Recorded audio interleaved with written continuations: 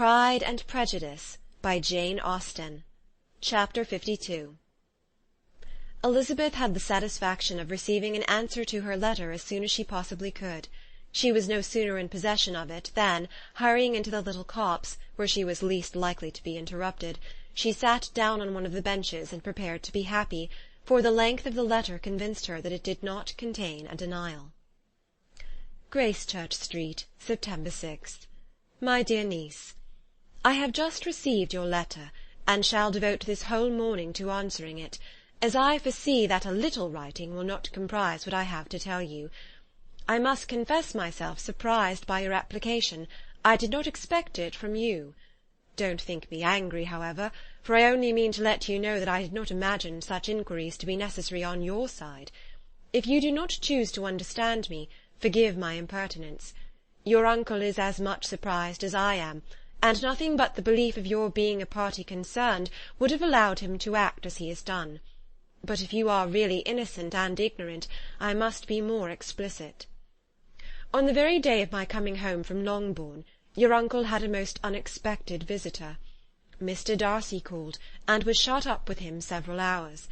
It was all over before I arrived, so my curiosity was not so dreadfully racked as yours seems to have been. He came to tell Mr. Gardiner that he had found out where your sister and Mr. Wickham were, and that he had seen and talked with them both, Wickham repeatedly, Lydia once. From what I can collect, he left Derbyshire only one day after ourselves, and came to town with the resolution of hunting for them.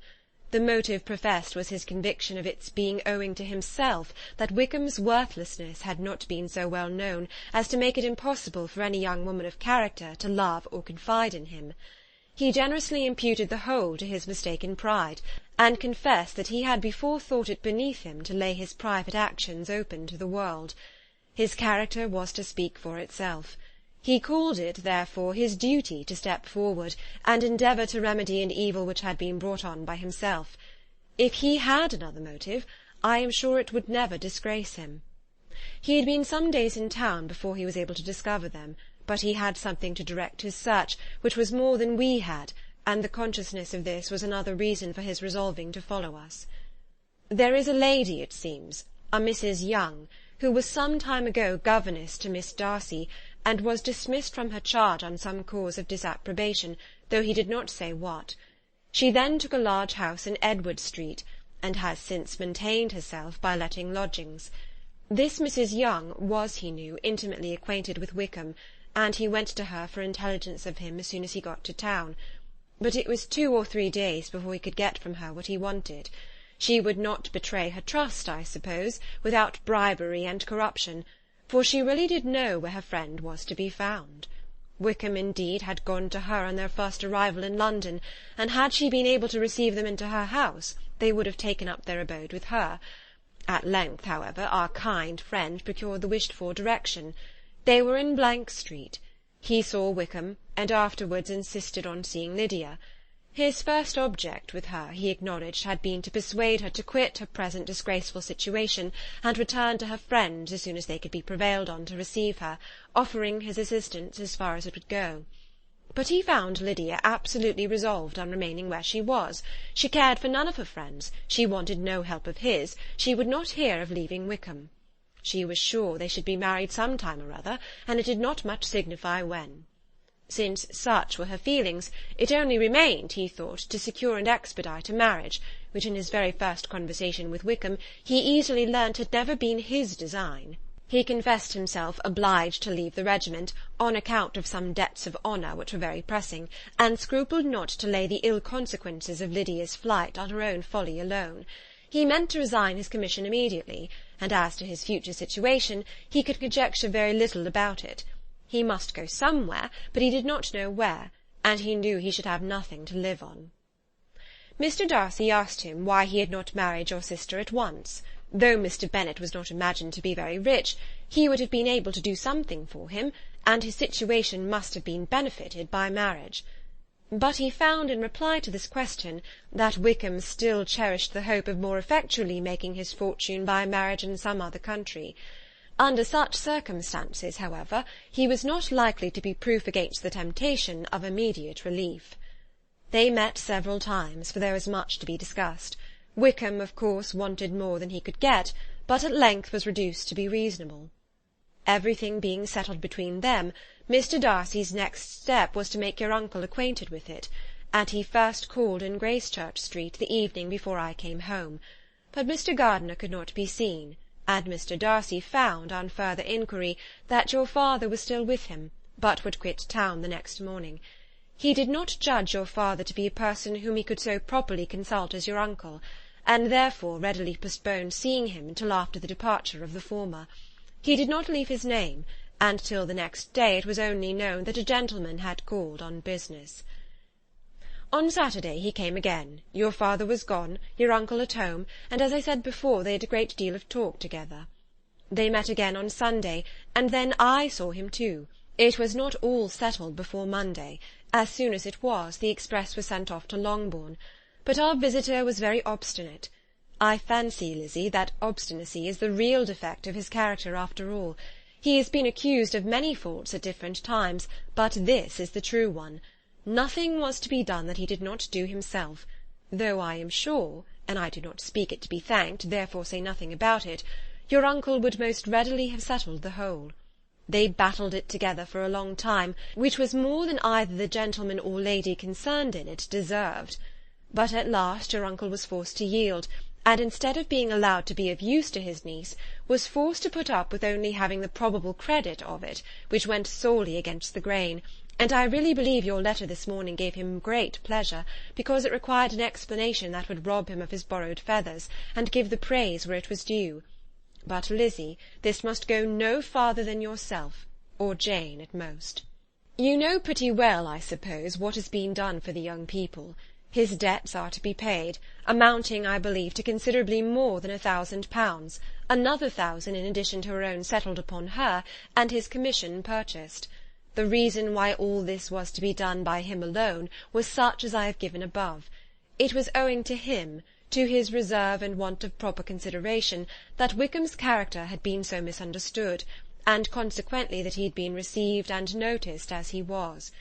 Perhaps there was some truth in this, though I doubt whether his reserve, or anybody's reserve, can be answerable for the event.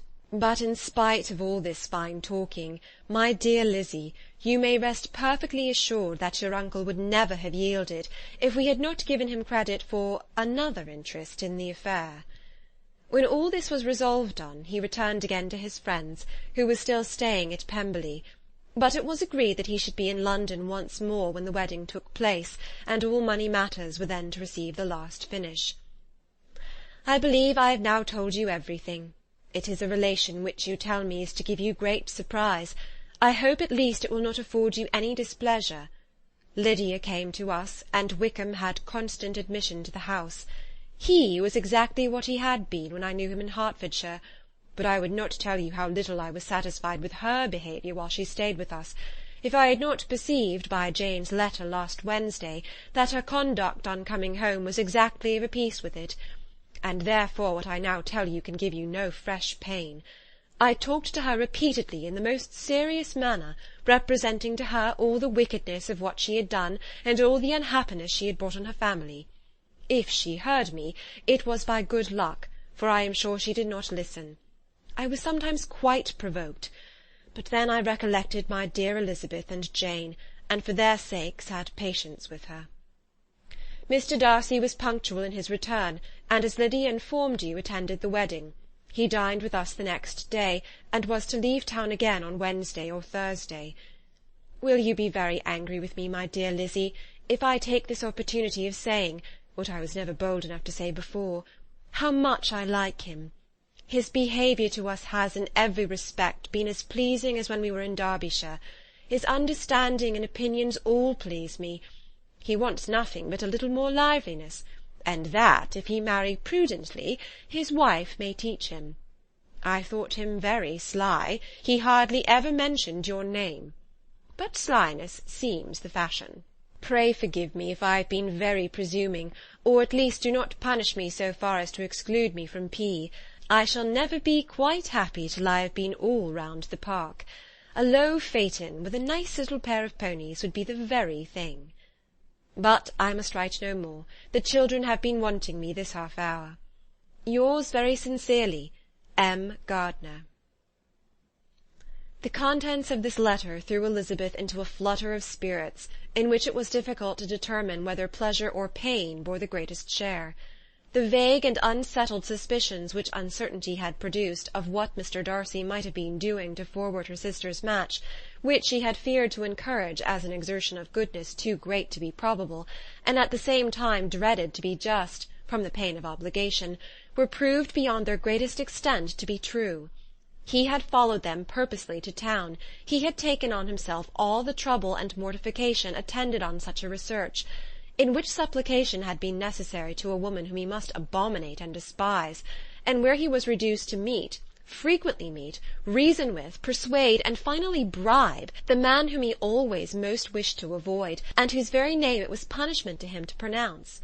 He had done all this for a girl whom he could neither regard nor esteem. Her heart did whisper that he had done it for her, but it was a hope shortly checked by other considerations, and she soon felt that even her vanity was insufficient, when required to depend on his affection for her, for a woman who had already refused him, as able to overcome a sentiment so natural as abhorrence against relationship with Wickham.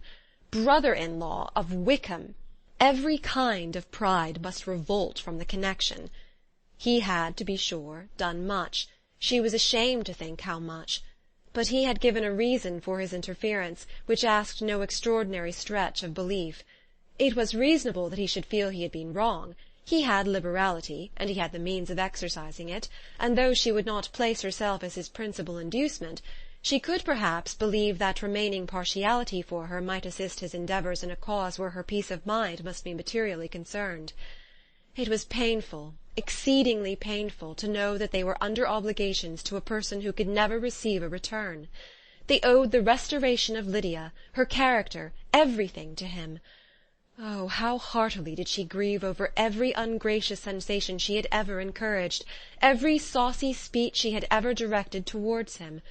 For herself she was humbled, but she was proud of him, proud that in a cause of compassion and honour he had been able to get the better of himself. She read over her aunt's commendation of him again and again. It was hardly enough, but it pleased her. She was even sensible of some pleasure, though mixed with regret, on finding how steadfastly both she and her uncle had been persuaded that affection and confidence subsisted between Mr. Darcy and herself. She was roused from her seat and her reflections by some one's approach, and before she could strike into another path, she was overtaken by Wickham. "I am afraid I interrupt your solitary ramble, my dear sister," said he as he joined her. "You certainly do," she replied with a smile, "but it does not follow that the interruption must be unwelcome." "I should be sorry indeed if it were. We were always good friends, and now we are better." "True. Are the others coming out?" "I do not know. Mrs. Bennet and Lydia are going in the carriage to Meryton. And so, my dear sister, I find from our uncle and aunt that you have actually seen Pemberley." She replied in the affirmative. "I almost envy you the pleasure, and yet I believe it would be too much for me, or else I could take it in my way to Newcastle. And you saw the old housekeeper, I suppose? Poor Reynolds, she was always very fond of me, but of course she did not mention my name to you." "Yes, she did." "And what did she say?" "That you were gone into the army, and she was afraid had not turned out well. At such a distance as that, you know, things are strangely misrepresented." "Certainly," he replied, biting his lips. Elizabeth hoped she had silenced him, but he soon afterwards said, "I was surprised to see Darcy in town last month. We passed each other several times. I wonder what he can be doing there." "Perhaps preparing for his marriage with Mr. Berg," said Elizabeth. "It must be something particular to take him there at this time of year." "Undoubtedly. Did you see him while you were at Lambton? I thought I understood from the Gardiners that you had." "Yes, he introduced us to his sister." "And do you like her?" "Very much." "I have heard, indeed, that she is uncommonly improved within this year or two. When I last saw her she was not very promising. I am very glad you liked her. I hope she will turn out well." "I dare say she will. She has got over the most trying age." "Did you go by the village of Kympton?" "I do not recollect that we did." "I mention it because it is the living which I ought to have had. A most delightful place. Excellent parsonage house. It would have suited me in every respect." "How should you have liked making sermons?" "Exceedingly well. I should have considered it as part of my duty, and the exertion would have been nothing. One ought not to repine, but to be sure it would have been such a thing for me. The quiet, the retirement of such a life would have answered all my ideas of happiness. But it was not to be. Did you ever hear Darcy mention the circumstance when you were in Kent?" "I have heard from authority, which I thought as good, that it was left you conditionally only, and at the will of the present patron." "You have? Yes, there was something in that. I told you so from the first, you may remember." "I did hear, too, that there was a time when sermon-making was not so palatable to you as it seems to be at present, that you actually declared your resolution of never taking orders, and that the business had been compromised accordingly." "You did? And it was not wholly without foundation. You may remember what I told you on that point when first we talked of it." They were now almost at the door of the house, for she had walked fast to get rid of him, and unwilling for her sister's sake to provoke him, she only said in reply with a good-humoured smile, "Come, Mr. Wickham, we are brother and sister, you know. Do not let us quarrel about the past. In future I hope we shall always be of one mind." She held out her hand. He kissed it with affectionate gallantry, though he hardly knew where to look, and they entered the house. Chapter 52